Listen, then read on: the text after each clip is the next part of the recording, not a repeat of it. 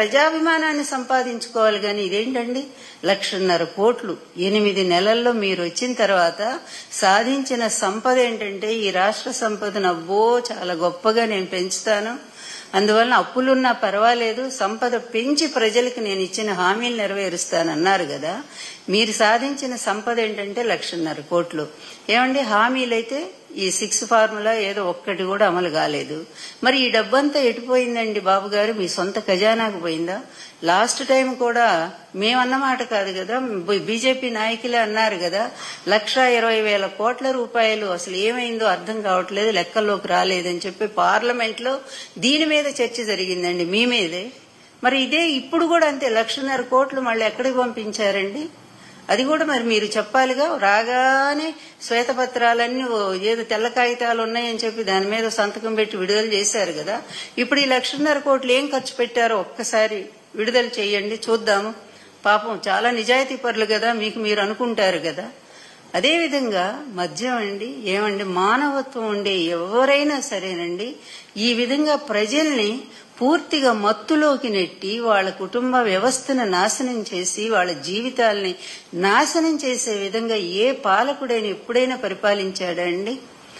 మొట్టమొదట అంగుటూరి ప్రకాశం పంతులు గారు ఈ రాష్ట్రాన్ని మద్యపాన నిషేధం అమలు జరిపి చరిత్ర సృష్టించాడు మహానుభావుడు. తర్వాత నందమూరి తారక రామారావు గారు మద్యపాన నిషేధం అమలు జరిపి ఆయన కూడా మహిళలకి ఎంతో మేలు చేసిన వ్యక్తి అయ్యారు. జగన్ గారి గవర్నమెంట్ లో దానికి ఒక నియంత్రణ తీసుకొచ్చి ప్రభుత్వమే అమ్మిస్తూ పేద వర్గాలకు అన్యాయం జరగకుండా ఇష్టం వచ్చినట్టుగా మద్యం వ్యాపారాలు లేకుండా చీప్ లిక్కర్ అస్సలు లేకుండా బ్యాన్ చేసి, నువ్వేమంటావయ్యా మొన్న అంటున్నావు చీప్ లిక్కర్ ఎక్కడుందో చెప్పు, తాట తీస్తావు. ఎవరు తాట తీస్తావు? ముందు నీ తాట నువ్వు తీసుకోవాలా. ఎందుకంటే ఇష్టం వచ్చిన డోర్ డెలివరీ ఇళ్లలో కూడా చీప్ లిక్కర్ పెట్టి అమ్మేటువంటి పరిస్థితి వచ్చింది. ఇక బియ్యం పంపిణీ అయితే చౌక రూపాయలు పోయినాయి, అవి కూడా తెలుగుదేశం ఆఫీసుల్లో పెట్టి ఇస్తా ఉన్నారు.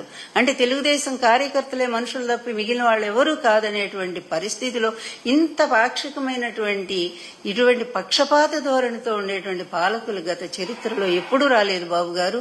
ఒక్క మీ హయాంలోనే మీరు మీ కొడుకు కలిసి ఒక కక్షపూరిత రాజకీయాన్ని చేస్తూ, సరే ఎలా ఇప్పుడు ప్రతిపక్షం మీద మీరు ఎంత కక్షపూరిత రాజకీయం చేసినా మీరు కనీసం ఈ మహిళల గౌరవాన్ని కాపాడండి, ఈ అత్యాచారాలను ఆపండి, మళ్ళా దిశ యాప్ని మళ్ళా కూడా డెవలప్ చేయండి. దయచేసి మహిళల్ని కాపాడండి. ముందు ఆ పిల్ల ఏం చేసిందండి? లక్ష్మి తనకు జరిగిన అన్యాయాన్ని ధైర్యంగా చెప్పుకుందానేనా? వెంటనే అప్పటికప్పుడే రాజస్థాన్ నుంచి పోలీసులు ఎట్టొస్తారండి? ఆ కేసు ఎప్పుడుదో అతని వల్లే జరిగిందని కూడా అంటున్నారు. అసలు మంచి చెడు లేదా? ఈ అమ్మాయి పెట్టిన కేసుకి అతన్నేం అరెస్ట్ చేయరా అండి? దోషేమో తిరుగుతా ఉన్నాడు. ఇదే మీ పరిపాలన?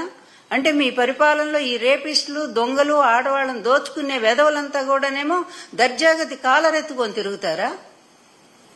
మంచి వాళ్ళకి ఏమి అవకాశం లేదా అండి? దానికోసం ఎంతమంది, చివరికి ఎవరు ఆమె బాంబే నుంచి వచ్చిన నటి జత్వాని, ఆమె కోసం ఎంత మంచి ఆఫీసర్స్ అందరిని పంపించారు. ఆఖరికి ఓ మంచి పారిశ్రామికవేత్త ఆ పరిశ్రమను పంపించేశారు రాష్ట్రంలో నుంచి. మరి ఆ లేడీ పట్ల ఉండేటువంటి పాపం మీకున్న సానుభూతి, గౌరవం ఈ అమ్మాయి లక్ష్మి పట్ల మీకు లేదా అండి? ఇక్కడికి వచ్చేసరికి ఒక న్యాయమా, అక్కడికి వచ్చేసరికి ఒక న్యాయమా?